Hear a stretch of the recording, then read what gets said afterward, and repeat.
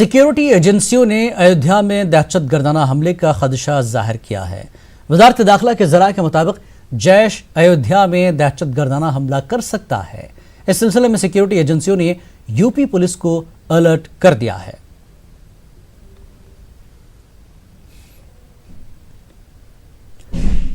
बाबरी मस्जिद action committee के convener Zafar याब Jilani ने कहा कि वो बाबरी मस्जिद के मलबे की हुर्मत के पेश नज़र सुप्रीम कोर्ट से दरख्वास्त करेंगे कि मस्जिद का मलबा हमें दे दिया जाए, जिससे उसकी बेहुरमती न हो।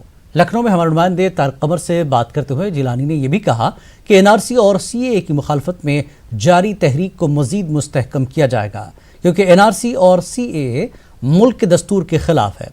लिहाजा इसमें सिर्फ तलबा ही नहीं बल्कि हर मजहब के समाजी, सियासी और हर शोबे के लोगों को शामिल होना चाहिए।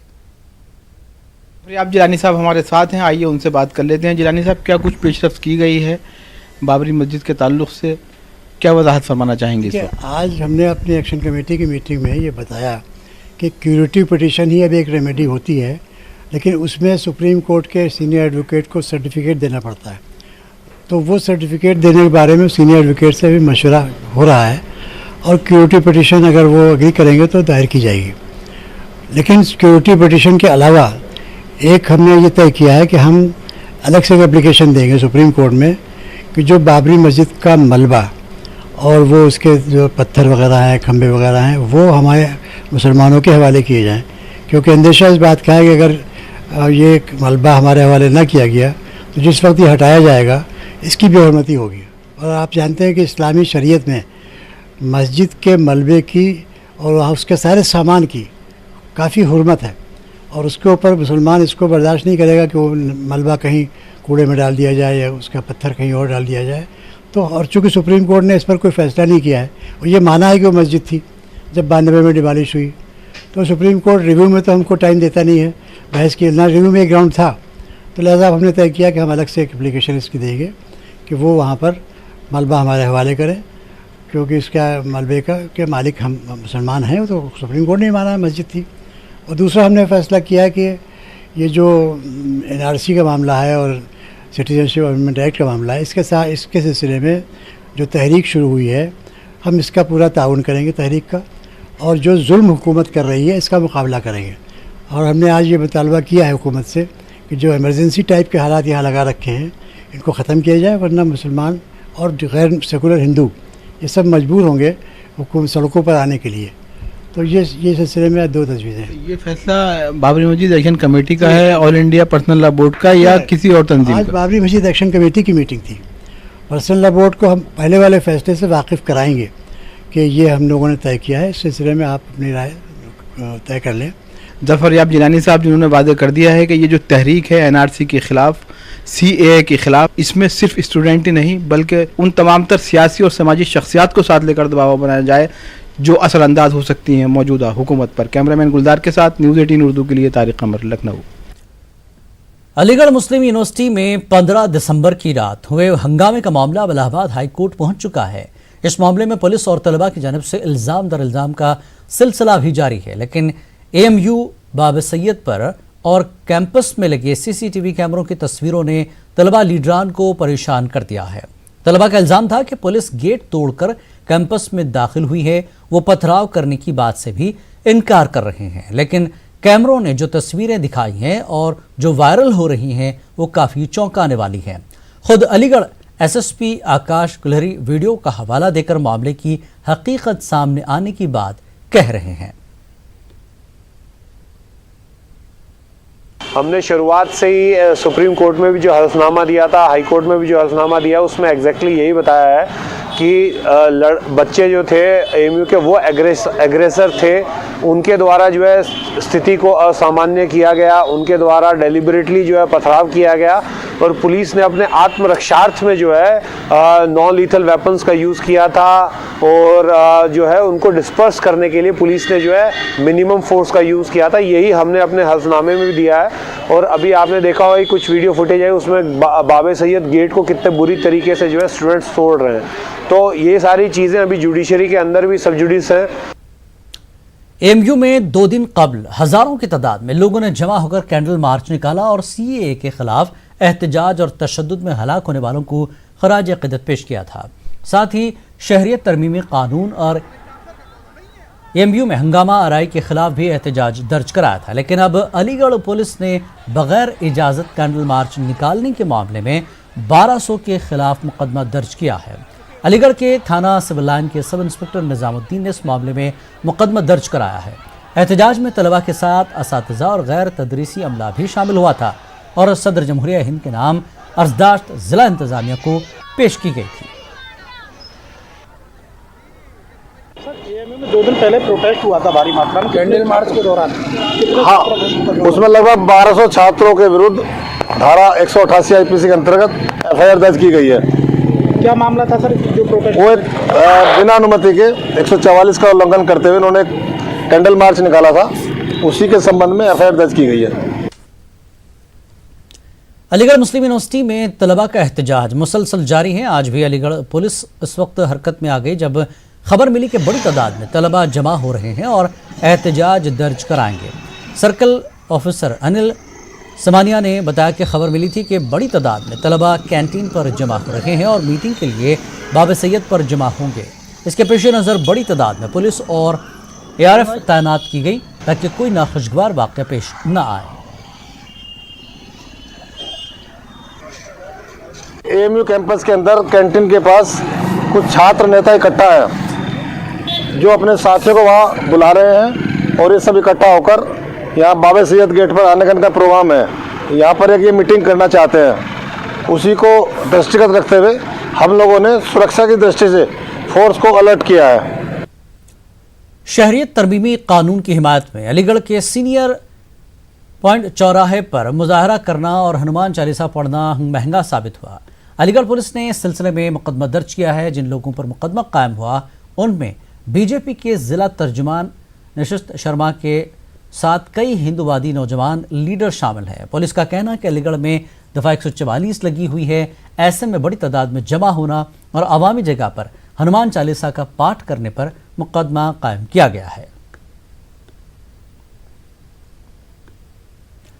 मौलाना महमूद मदनी का कहना है कि तशद्दुद की वो हिमायत नहीं करते, ताहम पुलिस की जानिब से तशद्दुद और ज़्यादती इंतहाई काबिल मज़म्मत है, क्योंकि पुलिस तशद्दुद को रोकने के लिए ज़्यादती करने के लिए नहीं।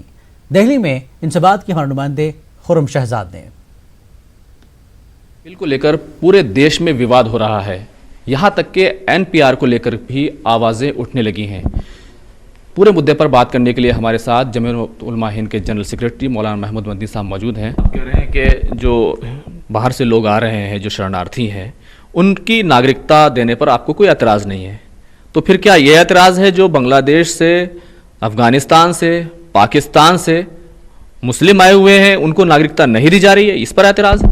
देखिए, हमारा बहुत ही साफ सी बात है, मुल्क का एक दस्तूर है। दस्तूर बनाने वालों ने उसकी एक स्पिरिट जो बनाई है, उस स्पिरिट के खिलाफ हो रहा है, एक बात। दूसरी बात यह कि जब आप इसको NRC के साथ जोड़ के देखते हैं तो प्रॉब्लम साफ खुली नजर आती है। NRC के साथ जब आप इसको जोड़ के देखते हैं तो ये दोनों चीजें मिलकर एक बड़ी प्रॉब्लम क्रिएट करते हैं। और क्यों जोड़ते हैं आप? वजीर दाखिला कह रहे हैं मत जोड़िए, वजीर आजम कह रहे हैं नहीं मत जोड़िए। नो, वजीर दाखिला के पहले सारे बयानों को अगर आप देखेंगे तो वो तो उन्होंने जोड़ा है, हमने नहीं जोड़ा है। नो, हमने कुछ नहीं जोड़ा है, उन्होंने जोड़ा है। मैं क्या करूं? जोड़ तो उन्होंने दिया है। वो अपनी पॉलिटिक्स है उनकी, अपनी पॉलिटिकल पार्टीज के खिलाफ बोलते हैं कि फला भड़का रहे हैं, फला भड़का नहीं। साहब, होम मिनिस्टर साहब ने, प्राइम मिनिस्टर साहब ने भड़काया है लोगों को, और किसी ने नहीं भड़काया है। उनके जो बयानात हैं वो साफ, बिल्कुल साफ हैं। अब इस पूरे विवाद में जो डेमोन्स्ट्रेशन हुए हैं,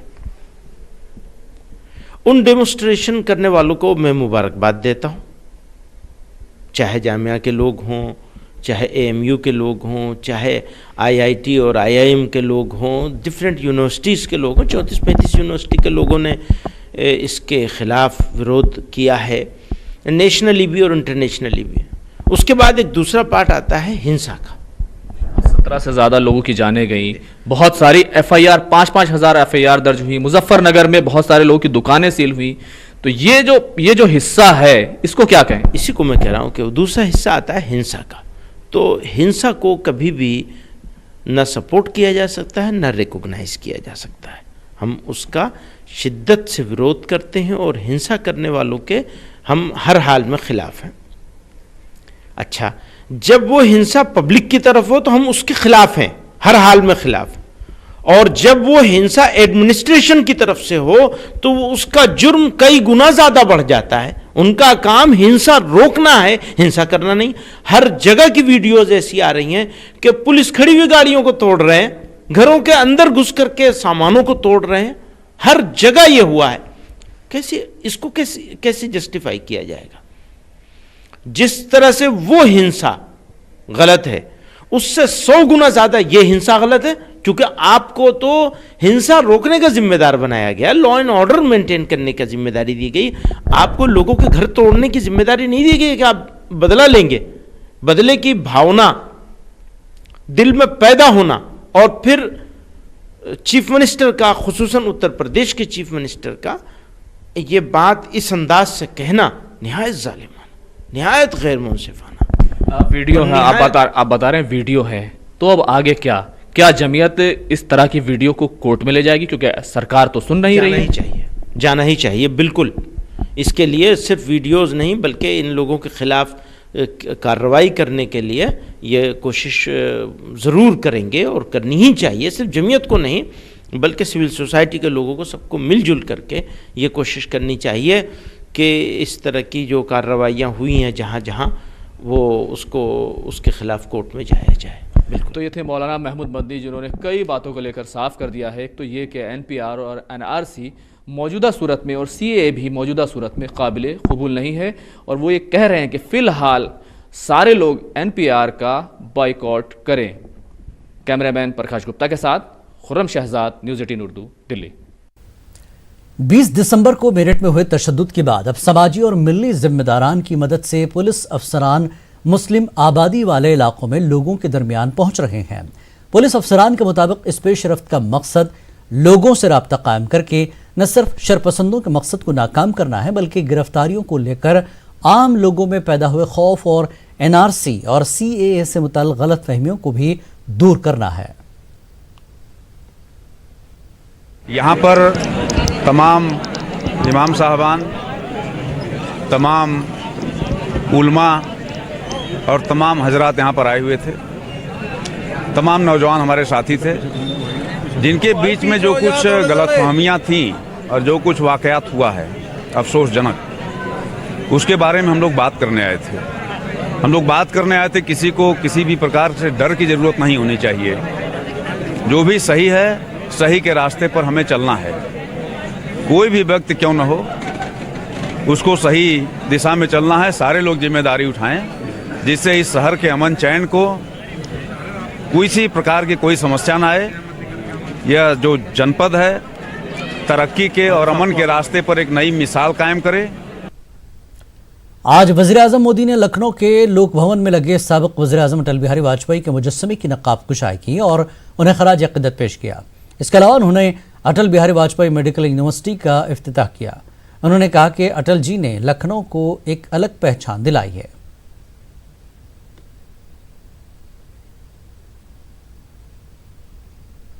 आज मेरा सौभाग्य है कि महत्वपूर्ण दूसरे कार्यक्रम में मुझे आने का अवसर मिला है, और दोनों कार्यक्रम में मुझे अटल बिहारी वाजपेयी जी को वंदन करने का, उनके विजन को सम्मान करने का अवसर प्राप्त हुआ है। यहाँ आने से पूर्व मैं दिल्ली में अटल जल योजना का शुभारंभ कर रहा था। 6000 करोड़ रुपए की इस योजना के तहत उत्तर प्रदेश सहित देश के 7 राज्यों में भूजल के स्तर को सुधारने के लिए काम किया जाएगा। इसके साथ ही आज हिमाचल को लद्दाख से जोड़ने वाली रोहतांग सुरंग का नाम अटल टनल के नाम पर किया गया है। और अब बात क्रिसमस की।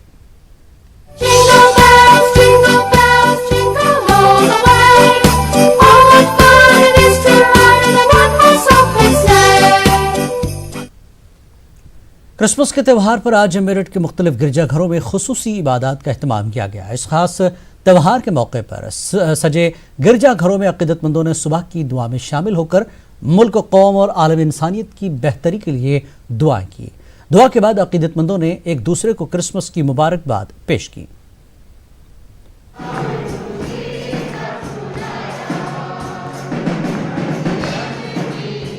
ईसाइयों की आबादी वाले मेरठ कैंट और शहर के मिशन कंपाउंड और सदर इलाके में क्रिसमस की रौनक नजर आई। गिरजाघरों के अलावा दुकानों और घरों को भी खास तौर पर सजाया गया है। खास तौर पर शहर के मुख्तलिफ गिरजाघरों में सुबह 9 बजे खुसूसी प्रेयर का एहतमाम किया गया। मेरठ का शहर बहुत ही, मैं कहूँगा, खूबसूरत शहर है। हम लोगों की अपनी एक अलग आइडेंटिटी है और साथ ही साथ मेरठ में जब आप आगे बढ़ेंगे तो एक आत्मिक सौहार्द है, सारी बातें हैं। वो अलग बात है कि मैं जानता हूँ एक समय होता है जिसमें होकर कई बार कुछ ऐसी गतिविधियाँ भी हो जाती हैं, पर मैं समझता हूँ जो मेरठ की रूह है, शांति और प्रेम की रूह, वो कभी खत्म नहीं होनी चाहिए। हमारी कलीसिया की तरफ से, मसीह समाज की तरफ से हर एक को इस बड़े दिन की शांति का संदेश देता हूँ। मेरा प्रभु से आराधना है कि मेरे प्रदेश में, मेरे शहर में, मेरे देश में शांति का राजकुमार अपनी शांति स्थापित कीजिए। गुज़िश्ता दिनों मेरठ समेत मुल्क के मुख्तलिफ शहरों में पेश आए तशद्दुद के वाक़यात के बाद लोगों में खौफ और बेचैनी थी, लेकिन हालात बेहतर होने के बाद आज क्रिसमस के इस मौके पर बड़ी तादाद में ईसाई अकीदतमंदों ने चर्च पहुंचकर खुसूसी प्रेयर में शिरकत की और मुल्क की तरक्की, अमन व अमान और आपसी भाईचारे के लिए खुसूसी दुआएं मांगी गईं। प्रार्थना करते हैं, अपने लिए नहीं लेकिन सबके लिए यही प्रार्थना करते हैं कि हमारे देश में, हमारे शहर में शांति, अमन, चैन बना रहे और प्रभु यीशु मसीह अपने हाथ को बढ़ाकर जितने भी गलत लोग सोचते हैं, जिनकी सोच गलत है, उनको सद्बुद्धि दें। माफ़ी का कि हमें दूसरों को माफ़ करना चाहिए। जो भी हम अगर दूसरों को माफ़ नहीं करेंगे तो ईश्वर हमें भी माफ़ नहीं करेंगे। हम इतने बड़े नहीं हैं, तो यही मैसेज है बेसिकली। क्रिसमस का त्यौहार आज पूरी दुनिया में मनाया जा रहा है और ख़ास तौर पर हिंदुस्तान में, जहाँ पर मुख्तलिफ मज़हब व मिल्लत के लोग रहते हैं। आज के दिन मेरठ में जो एक तारीख़ी शहर है, यहाँ पर कई सारे चर्च मौजूद हैं और कैंट इलाके में 1857 से पहले ही यहाँ पर बड़ी तादाद क्रिश्चियंस की कॉलोनीज़ यहाँ पर बसी थी और इसके बाद यहाँ पर कई चर्च कायम किए गए। ऐसे ही एक चर्च सेंट थॉमस में इस वक्त हम मौजूद हैं और यहाँ पर इस वक्त प्रेयर हो रही है और प्रेयर में ये दुआ की गई कि जिस तरह के वाक़यात पिछले दिनों हमारे शहर में, हमारे मुल्क में पेश आए तशद्दुद के, उनसे लोगों को बचा कर रखें और अमन व अमान कायम हो। ख़ास तौर पर हमारे मुल्क में, हमारे शहर में अमन व अमान कायम हो और यही दुआ आज यहाँ पर ख़ास तौर पर प्रेयर में की गई। कैमरा पर्सन अभिषेक शर्मा के साथ तंजीर अंसार, न्यूज़ 18 मेरठ। क्रिसमस की धूम आज अलीगढ़ में भी नजर आई। क्रिसमस के मौके पर शहर भर के चर्च सजाए गए और लोग सुबह से ही इबादत में मसरूफ रहे। ईसा मसीह को मानने वालों ने कहा कि आज का दिन हमारे लिए बहुत अहमियत का हामिल है। इस मौके पर हज़रत ईसा के पैगाम को आम किया गया कि दुनिया में सब बराबर हैं और सभी को प्यार, मोहब्बत और यगानगत से रहना चाहिए।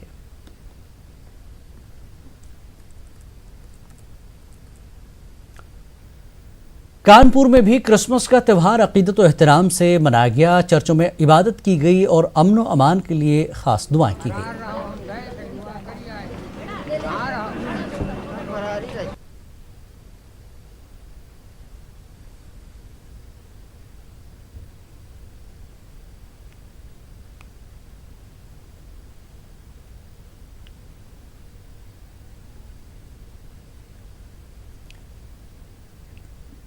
शिमाली हिंदुस्तान में कड़ाके की ठंड पड़ रही है। कानपुर में गुज़श्ता 2 दिनों से दर्जा हरारत 6 डिग्री तक पहुंच गया है।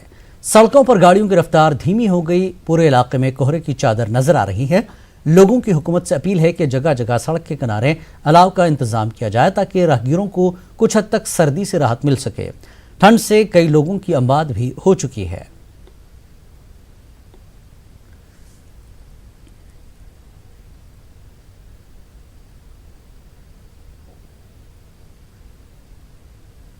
यहां रुकेंगे एक छोटे से ब्रेक के लिए। ब्रेक के बाद वापस आते हैं।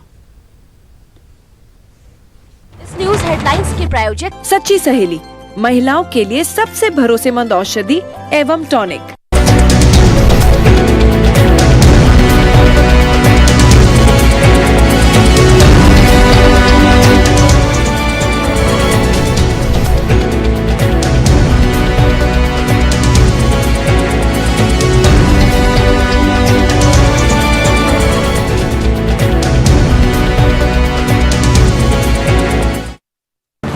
हेडलाइंस के प्रायोजक सच्ची सहेली, महिलाओं के लिए सबसे भरोसेमंद औषधि एवं टॉनिक।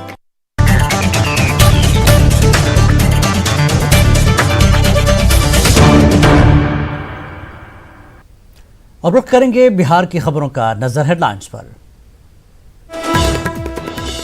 बिहार के सीतामढ़ी में हुआ भयानक सड़क हादसा। 2 गाड़ियों में टक्कर, 5 अफराद की मौके पर हुई मौत, 3 अफराद शदीद जख्मी।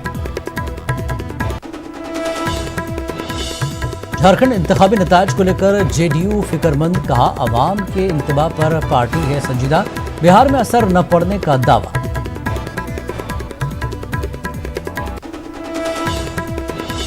दिल्ली में सोनिया गांधी और राहुल से मिले हेमंत सोरेन, हलफ बर्दारी तकरीब के लिए किया मधु, पूरे 5 साल इत्तेहाद की हुकूमत चलाने का किया दावा।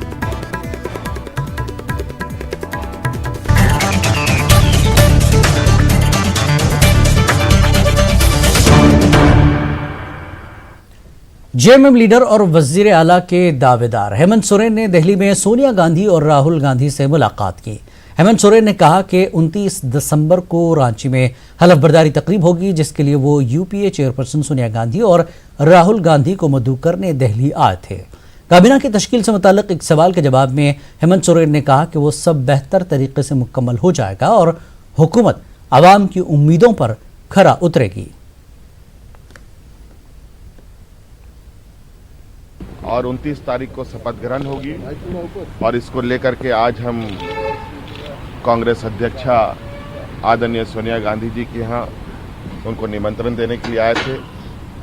राहुल जी से भी हमारी मुलाकात हुई, उनको भी हमने निमंत्रण दिया है और 29 तारीख को ये लोग भी उस हमारे ओथ सेरेमनी में शामिल होंगे। अभी सरकार बनेगी, सभी चीज़ें आपको पता चलेगा और हम गठबंधन पूरी मजबूती के साथ 5 साल सरकार चलाएगी और इसको लेके कहीं कोई हिचकिच नहीं है और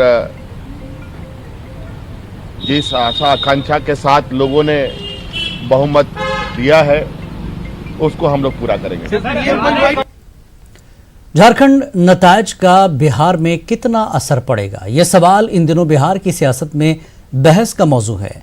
जेडीयू को झारखंड के नताज में इंतबा नजर आता है, वहीं बीजेपी का कहना है कि झारखंड नतीजे का बिहार में कोई असर नहीं पड़ेगा, जबकि आरजेडी को उम्मीद है कि बिहार में भी झारखंड के तर्ज पर नतीजे आएंगे। दूर तक कोई इसका असर नहीं पड़ने वाला है। मैं समझता हूं कुछ लोग मन में लड्डू फूट रहा है, मुख्यमंत्री का हसीन सपना देख रहे हैं। जनता इतना बेवकूफ है। और हमारे नेताओं ने प्रयास किया कि हम गठबंधन बना करके वहाँ पर चुनाव लड़े, लेकिन गठबंधन नहीं हो सका और अकेले चुनाव लड़ना पड़ा। अब तो परिणाम सामने है, जो वहाँ की जनता ने जनादेश दिया है उसका मैं स्वागत करता हूँ और भविष्य में ऐसी गलती नहीं हो जिसका खामियाजा हम सबको भुगतना पड़े। ये संकेत है, चेतावनी है जनता का, जनादेश का, इसका अपमान नहीं होना चाहिए। निश्चित रूप से बिहार में नीतीश कुमार के नेतृत्व में चुनाव लड़ने की बात कही भी जा रही है और चुनाव उनके नेतृत्व में लड़ेंगे। नहीं, साथ रहना तो जरूरी है या मजबूरी है, वो तो दल के नेताओं को फैसला करना पड़ेगा। जो बिखराव हुआ एनडीए वोटरों का, उसका वो परिणाम है। लेकिन बिहार में पूरी तरह से एनडीए इंटैक्ट है नीतीश जी के नेतृत्व में, इसलिए यहाँ पर कोई चिंता की विषय। हमको लगता है जिस प्रकार से जनता ने मूड बनाया था कि रघुवर दास का अहंकार को तोड़ना है, जनता ने वो किया।